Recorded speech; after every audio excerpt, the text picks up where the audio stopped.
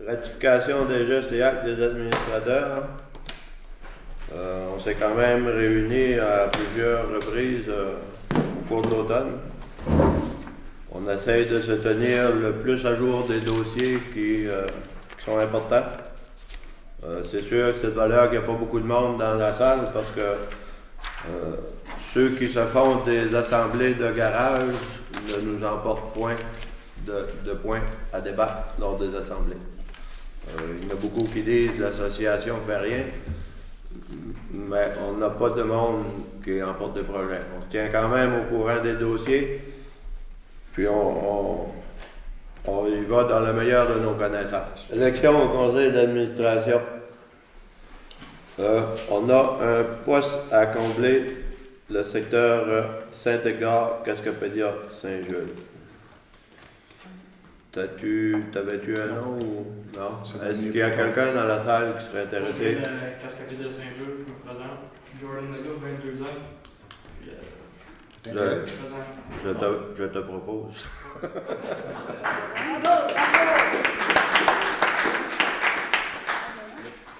On avait un poste de secrétaire trésorière.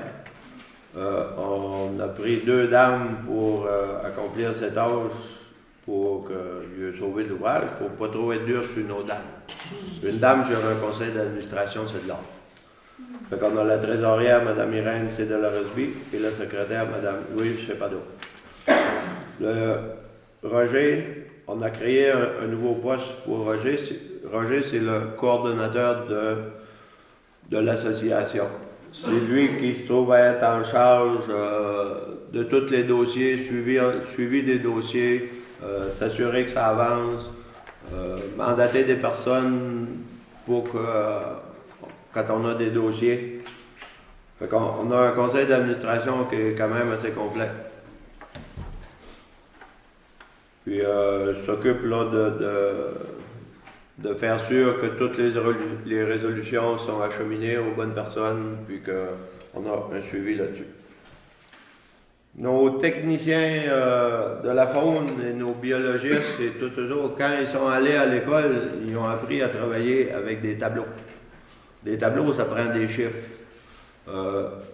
Les agents de la faune savent très bien que oui, il y a de l'ours en Gaspésie, mais tant et aussi longtemps que les chasseurs n'enregistreront pas les ours pour que le ministère ait des chiffres, il ne faut pas penser avoir une chasse d'automne au niveau de l'ours noir. Moi, j'ai écrit une résolution qui ne peut s'appliquer avant la fin du plan de la chasse à l'ours, c'est-à-dire qu'on aurait droit de chasser l'ours l'automne avec l'engin à laquelle on chasse le gros gibier, c'est-à-dire arc et arbalète en période de l'orignal, carabine en période de l'orignal et carabine au niveau du chevreuil. Lorsque notre plan de l'ours va tomber, on va la remettre sur la table, cette résolution-là, à moins d'avoir des chiffres assez pour convaincre le ministère de nous réouvrir la chasse d'automne. La chasse d'automne au niveau de l'ours noir avait été fermée quand on a fermé le chevreuil, parce qu'il y avait beaucoup de monde qui disait qu'ils chassaient l'automne, mais ils tuaient des ours bruns. Si on peut avoir, comme je disais tantôt, la résolution que j'ai écrite, au moins 3 semaines qu'on aurait le droit de l'abattre et qu'il serait légal. Ça fait que si vous voulez chasser l'ours l'automne, passez le message, il faut les enregistrer. La Fédération des chasseurs et pêcheurs veulent subdiviser la Gaspésie en 2 zones, soit la A et la B. T'aurais une zone qui couvrirait la MRC Avignon et Bonaventure.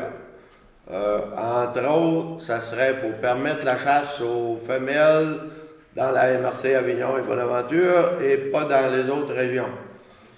L'association sportive a une résolution décrite là-dessus que nous ne sommes pas contre le projet. Par contre, seuls les codes postaux de la MRC Avignon et Bonaventure seront admissibles pour le tirage au sort. Bon, on passe au vote sérieusement. Quels sont ceux qui sont pour 400 permis de femelles sur une période de 3 ans? Accepté. La résolution au niveau de la subdivision de la Gaspésie, comme je disais tantôt, on est d'accord avec ça. à condition que seuls les résidents de la MRC Avignon et Bonaventure soient éligibles au tirage ou au sort des serres sans bois, sans quoi nous ne sommes pas d'accord. On a un projet aussi, la loi C61.1, au niveau de l'autorisation de chasser, pêcher, piéger sur les terrains privés. Ça prend une autorisation. On veut en faire une loi, celui qui chassera, pêchera et piégera sur un terrain privé sans l'accord du propriétaire sera en infraction.